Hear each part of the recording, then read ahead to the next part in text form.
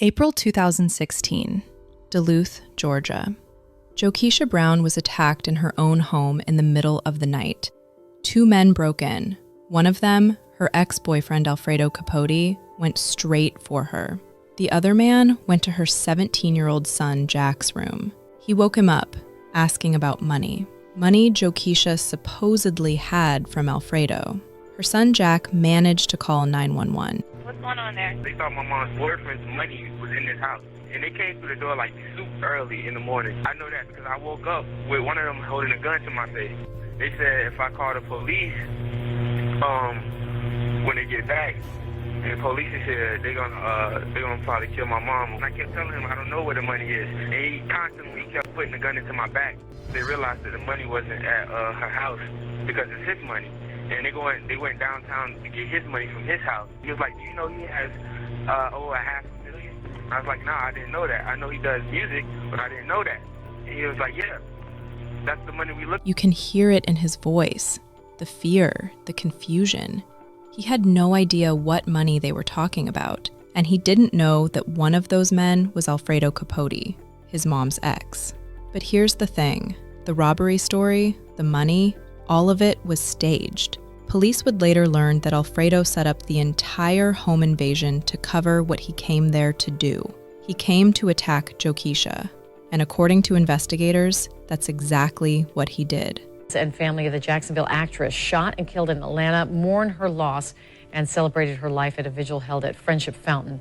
Their friends revealed that Brown stated she feared for her life before she was shot and killed last week. Channel 4's Francesca Amaker has more from downtown. Alfredo took Jokisha from her home that night. Her son called for help, but by the time officers got there, she was already gone. Hours went by. No one knew where she was. No one knew if she was even alive.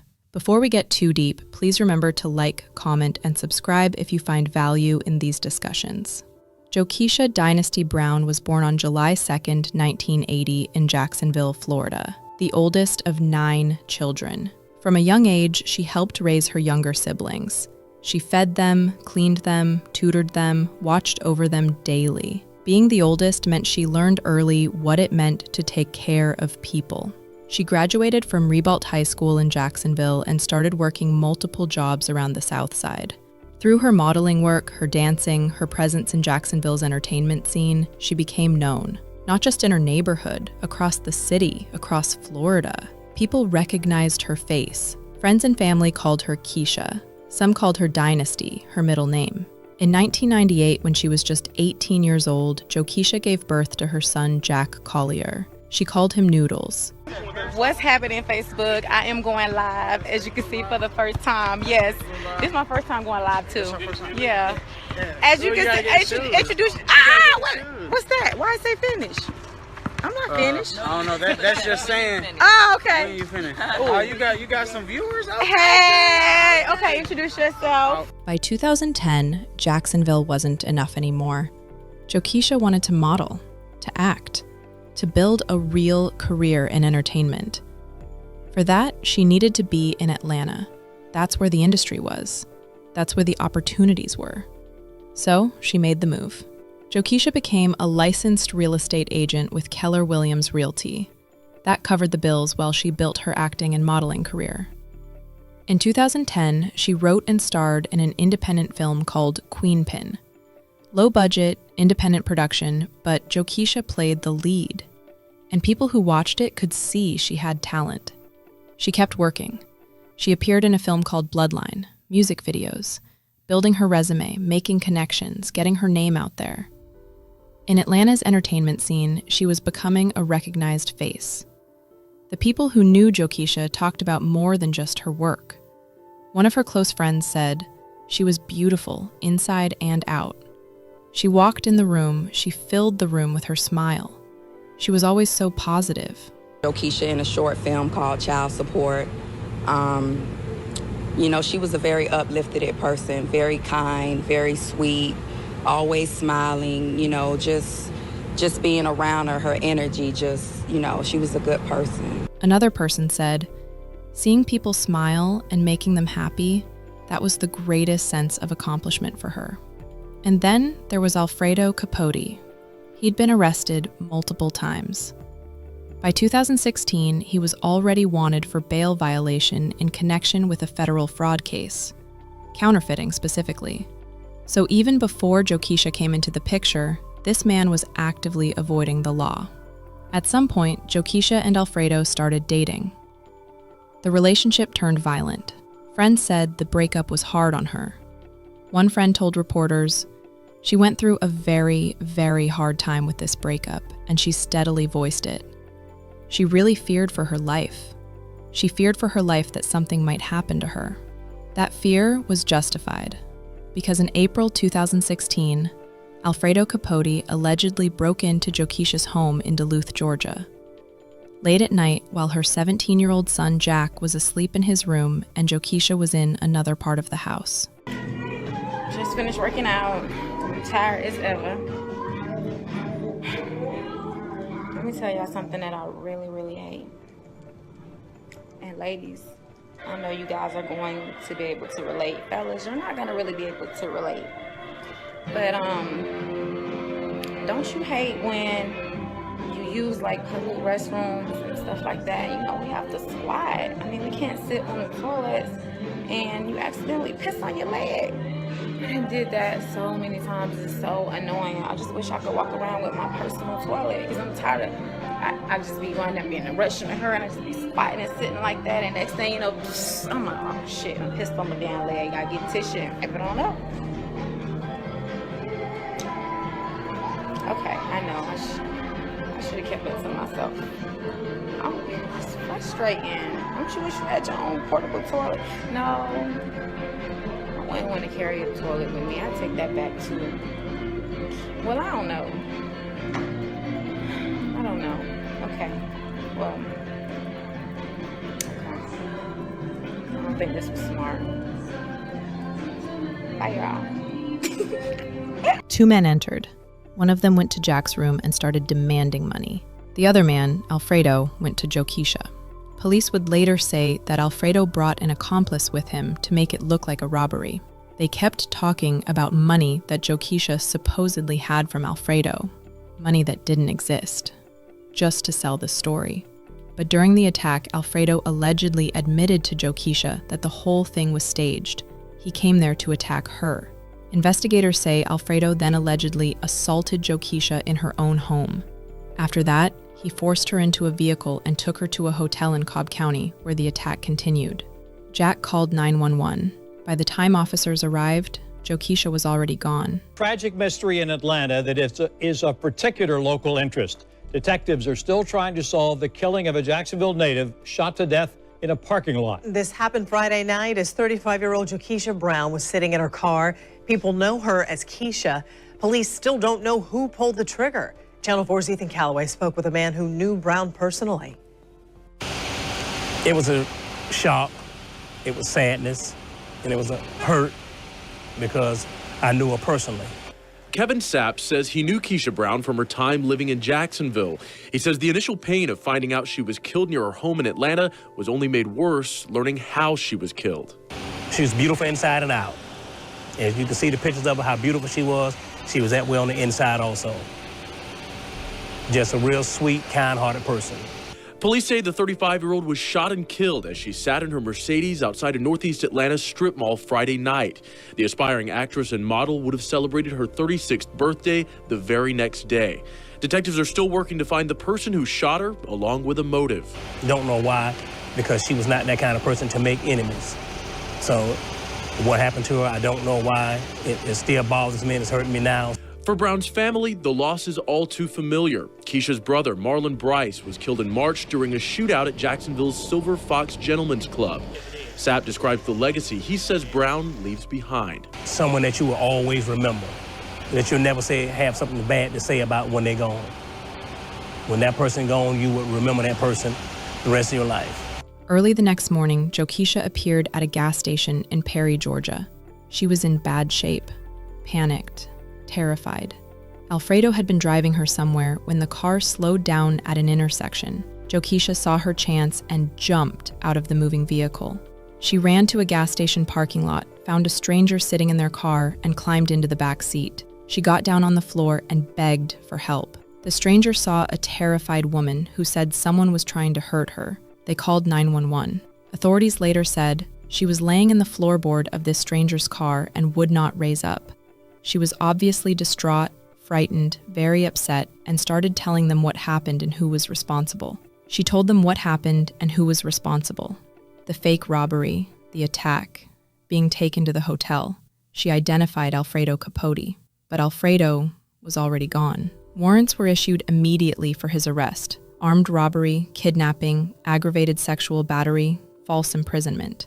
And despite law enforcement actively searching for him, he stayed hidden for 3 months. Jokisha had to go back to her life knowing the man who allegedly attacked and kidnapped her was still out there, still free, still able to find her if he wanted to. Boyfriend labeled a person of interest in a Jacksonville woman's murder in Atlanta is in custody a year after the crime.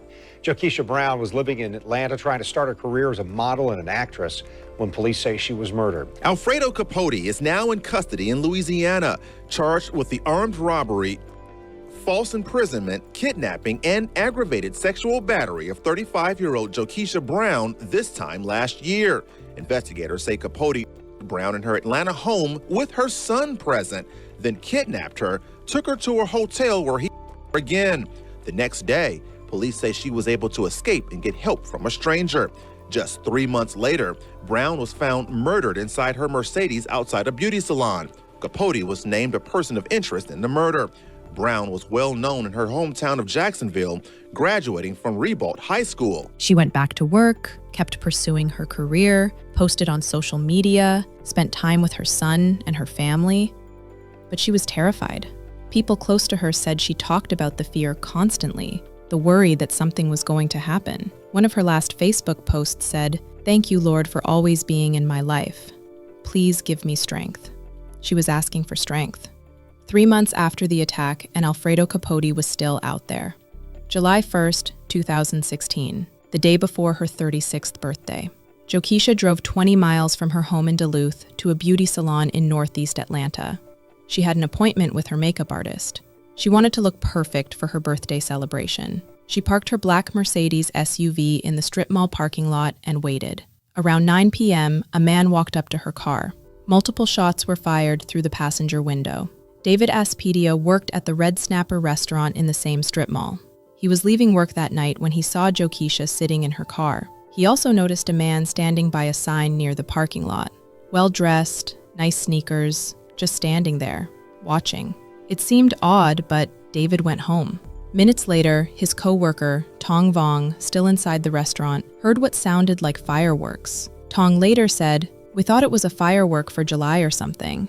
And my friend told me that it's like a gunshot, not a firework. And after that, we just went out there. So like a car parking over there with the window shattered and everything, and that was gross. I think she was still trying to breathe after the shot." Someone recorded the chaos on a cell phone. A friend of Jokisha from the beauty salon came running out when she heard what happened. Jokisha Brown was gone, shot multiple times while sitting in her car the night before her 36th birthday. Keisha! We love you! Keisha! Oh, God! Her friends and family gathered for a vigil just days after her death, saying she was a kind and uplifting person. Now, Capote was arrested in Shreveport, Louisiana, on charges related to a counterfeiting scheme. He remains locked up on a $600,000 bond, and at this point, it's unclear when he will be extradited back to Atlanta to face charges in the Brown case. Police arrived at the scene and immediately started investigating.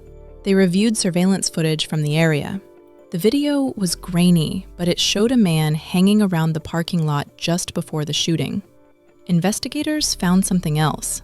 That same man had been spotted outside the beauty salon 24 hours earlier, wearing the same outfit.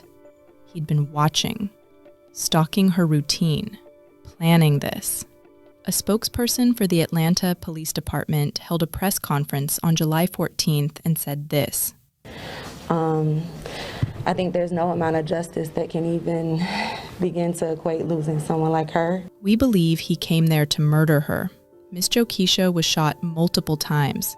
Because of the heinous nature of this crime, we believe she was definitely an intended target. Whoever did this meant to kill her.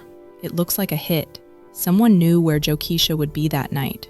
They knew her routine, knew she went to that specific makeup artist on that specific day. Police found no evidence of robbery. Nothing was taken from her car. Her purse, her belongings, everything was still there. Within days, police named Alfredo Capote as a person of interest in Jokisha's murder. Alfredo Capote, the man who allegedly kidnapped and attacked her in April. The man who had been on the run for 3 months with active warrants. Friends and family of Jokisha gathered for a vigil just days after her death. About 25 people showed up at the strip mall parking lot where she was killed. They placed flowers, candles, and balloons. They cried. They prayed. A pastor led the vigil.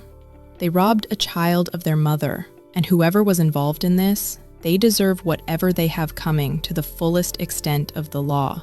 Her friend Leah Dobbins, who used to dance with Jokisha, spoke to reporters. She talked about how Jokisha had been trying to transition away from dancing and focus more on acting.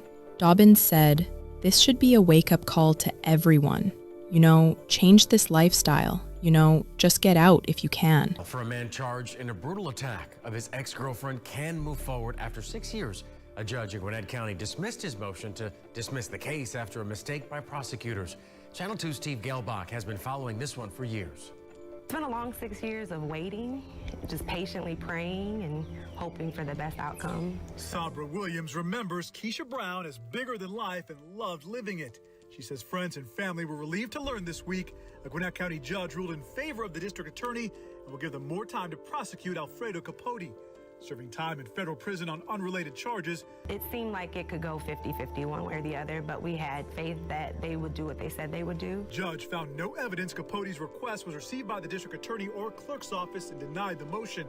In a statement, the DA said, quote, "Our office is tasked with handling a pre-COVID backlog of cases along with the COVID backlog, and we are diligently working out of it. We promised to fight, and we did." I know that there's still more to go, so it's like hopeful, but no celebrations yet. Capote's sentence is up, and he could have been released in just 2 weeks, but now he'll stay locked up while awaiting trial. Kevin Saps, someone who knew Jokisha from Jacksonville, told reporters she was beautiful inside and out. And if you can see the pictures of how beautiful she was that way on the inside also.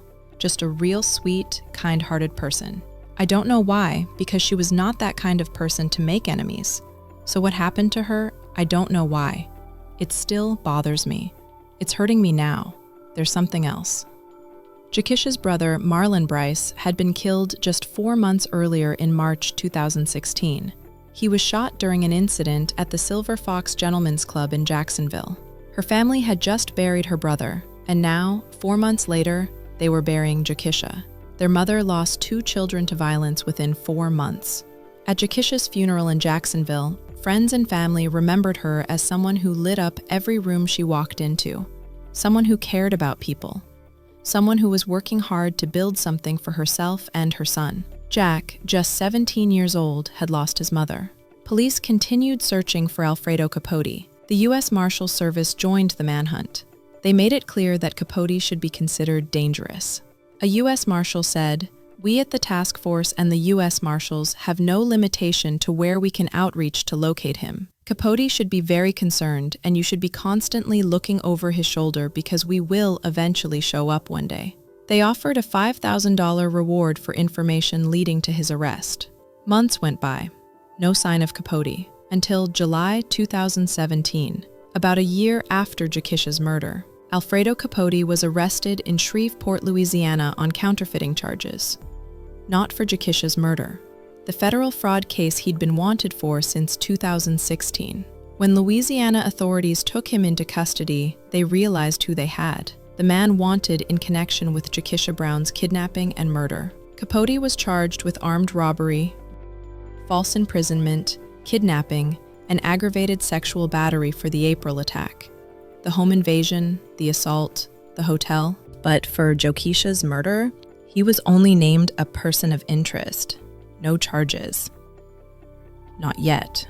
Capote was convicted on the federal fraud charges and sentenced to 62 months in federal prison. That's a little over 5 years. While he sat in that Louisiana prison, the question remained, would he ever be charged with Jokisha's murder? Her family, her friends, her son. They waited. While Alfredo Capote sat in federal prison serving his 62-month sentence for fraud, he filed a legal motion that almost let him walk free.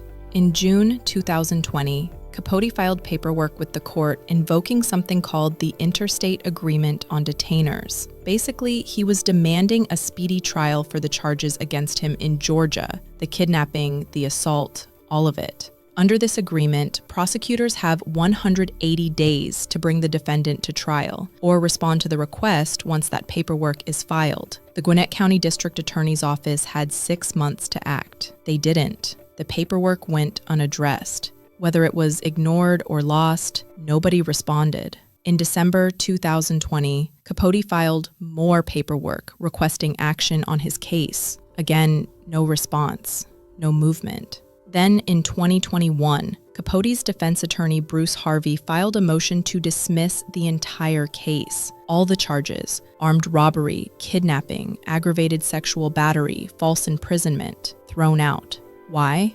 The prosecution failed to meet the 180-day deadline. They never responded to Capote's requests for a speedy trial. If that motion was granted, Alfredo Capote would serve his 62 months for fraud and walk out a free man. No trial for what he allegedly did to Jokisha in April. No accountability for her murder. He'd be free. Jokisha's family and friends learned about this motion. They showed up to court, some in person, some via Zoom, watching as Capote's attorney argued that the case should be dismissed. Exclusive. The man accused of kidnapping and this mother might never go to trial because of a mistake by a local district attorney. That suspect was charged and indicted in the kidnapping in Gwinnett County back in 2016. He was also named a person of interest when that same woman was murdered in Atlanta just months later. Last year, Capote filed paperwork that would let Gwinnett County transfer and bring him back to Georgia to face trial. Under the law, prosecutors had 180 days to respond. They didn't. In a statement to Channel 2 Action News, District Attorney Patsy Austin Gatson said, quote, "The paperwork cannot be located, and we deeply regret and apologize to the family of the victim." And quote, "The failure to act upon the interstate detainer places our ability to prosecute the case in Gwinnett in jeopardy for the victims." The DA says they will answer the motion to dismiss, set for a hearing next month, but admits there's little they can do now, and she's still digging into what happened, saying, quote, "The family deserves justice, and this unfortunate situation does not properly reflect our commitment to pursue and prosecute cases as we're charged. This administration takes responsibility, and we have put in place safeguards to prevent such an occurrence in the future." One of Jokisha's loved ones said, "I don't think there's actually words to describe the loss that we feel with Keisha not being here. I think there's no amount of justice that can even begin to equate losing someone like her." The Gwinnett County District Attorney at the time was Patsy Austin Gatson. She released a statement. She said, "The paperwork cannot be located, and we deeply regret and apologize to the family of the victim." She continued, "Failure to act upon the interstate detainer places our ability to prosecute the case in Gwinnett in jeopardy for the victims. The family deserves justice, and this unfortunate situation does not properly reflect our commitment to pursue and prosecute cases as we're charged. This administration takes responsibility, and we have put in place safeguards to prevent such an occurrence in the future." The hearing went on for hours, back and forth between the defense and the prosecution. Bruce Harvey, Capote's attorney, argued that his client requested a speedy trial, twice. The prosecution never responded. The law is clear. If they don't respond within 180 days, the case should be dismissed. The prosecution argued they had no documentation showing that Capote's requests were ever received by the DA's office or the clerk's office. The defendant claimed he mailed it, but they said they never got it. The prosecution also pointed out that when Gwinnett County sheriffs asked federal authorities to place a hold on Capote based on the warrants, that was separate from the DA's office operations, but that hold was never properly placed based on the indictment. Because of paperwork issues, an alleged kidnapper and person of interest in a murder case could walk free. DA Patsy Austin Gatson was in court for the hearing. She told reporters, "My promise to the family is to seek justice on this case. And when this problem came up, we made a promise then that we would fight, and we are fighting." The judge listened to both sides, reviewed the arguments, and considered the law. My promise to the family is to seek justice on this case. And when this problem came up, we made a promise then that we would fight, and we are fighting. Now, there was no decision from the judge today. Instead, she gave both the defense and prosecution about 3 to 4 more weeks to present some more evidence to her written form of evidence. And then she said she will continue to look over what she heard in court today, review those arguments before making her decision. The motion to dismiss was denied. The case would move forward. Alfredo Capote would face trial for what he allegedly did to Jokisha in April 2016. Jokisha's loved ones were relieved but cautious. One friend said, "It seemed like it could go 50-50, one way or the other. We had faith that they would do what they said they would do. I know that there's still more to go, so it's like hopeful. No celebrations yet." It took 6 years just to get here. Alfredo Capote is currently in custody awaiting trial. He's facing charges of abduction, sexual assault, armed robbery, aggravated sexual battery, and false imprisonment for the April 2016 attack on Jokisha. He's also been charged with her murder. 8 years since that night in the parking lot, Alfredo Capote sits in jail, charged with murder. The trial date hasn't been set yet. Jokisha's family, her friends, her son Jack, they're still waiting for justice. For Jokisha Dynasty Brown, a mother, a dreamer, a woman who deserved so much more, may she rest in peace. I hope these stories help you recognize warning signs and encourage you to seek help or offer support before it's too late. I'll see you in the next episode of Crime of Passion. Thank you for watching.